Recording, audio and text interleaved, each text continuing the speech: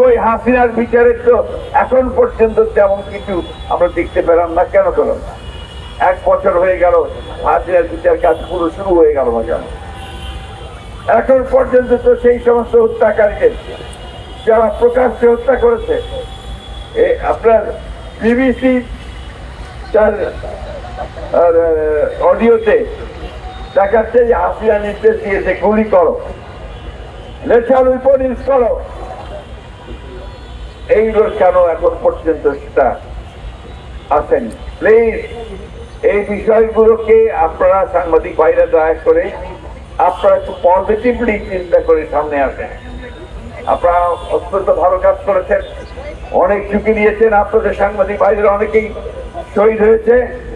আপনারা সবসময় বাংলাদেশের মানুষের যে ন্যায্য আন্দোলন, গণতান্ত্রিক আন্দোলন, অধিকারের আন্দোলন, সেই আন্দোলনের পাশে আপনারা দাঁড়িয়েছেন।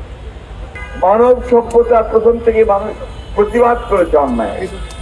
আমরা সেই অন্যায় প্রতিবাদ করতে গিয়ে আজকে জান দিয়েছি, প্রাণ দিয়েছি। আমি তো যুবদল অনেক নেতাকে জানি যে তারা কেউ বাড়িতে থাকতে পারতো না, পালিয়ে পালিয়ে থাকতো, এক এলাকা থেকে আরেক এলাকায় গিয়ে থাকতো।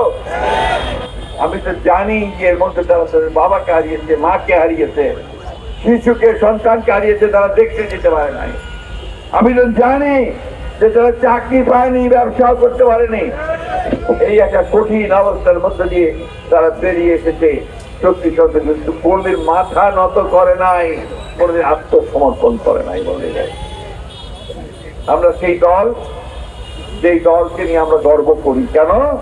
যে আমাদের দলের প্রতিষ্ঠাতা শহীদ প্রেসিডেন্ট জিয়াউর রহমান এই দেশের স্বাধীনতা ঘোষণা করেছিলেন, যুদ্ধ করেছিলেন।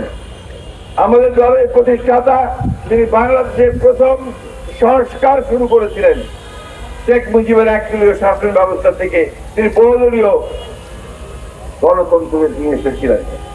তিনি প্রথম অর্থনীতিতে তিনি সংস্কার শুরু করেছিলেন, গার্মেন্টস শুরু করেছিলেন, তিনি বিদেশের উৎপাদন শুরু করেছেন।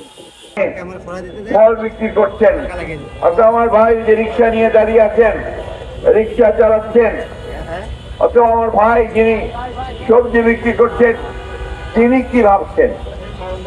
আপনারা কি কখনো তাদের কাছে গিয়ে জিজ্ঞেস করেছেন এখন যে ভাই যুদ্ধ তো হয়ে গেল একটা, আমরা হাসিনাকে তাড়ালাম, এই যে কাফিতি করছি, ছবি আঁকবো, ছবি লিখবো, বই বই ছাপাবো, আপনার মতটা কি? বাংলাদেশের পরিবর্তনটা কি হলো? জিজ্ঞেস করেন তাকে।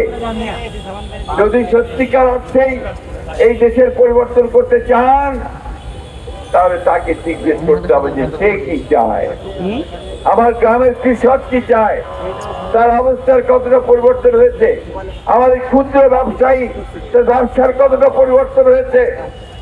বন্ধুগণ, এই কথাগুলো বলছি এই জন্য যে আজকে কথা বলার প্রয়োজন এসে গেছে। এই কথাগুলো বলা খুব দরকার। বর্তমান সরকার যারা প্রতি মুহূর্তে সংস্কারের কথা বলছেন, রাজনৈতিক দলগুলোকে দোষারোপ করার চেষ্টা করছেন ইনডাইরেক্টলি, যে আমরা কোঅপারেট করছি না, কথাগুলো সঠিক নয়। আমরা সারাক্ষণ তাদের এই সংস্কার কর্মসূচির সঙ্গে আমরা সহযোগিতা করি। আমরা সারাক্ষণ সবাইকে নিয়ে কাজ করতে চাই।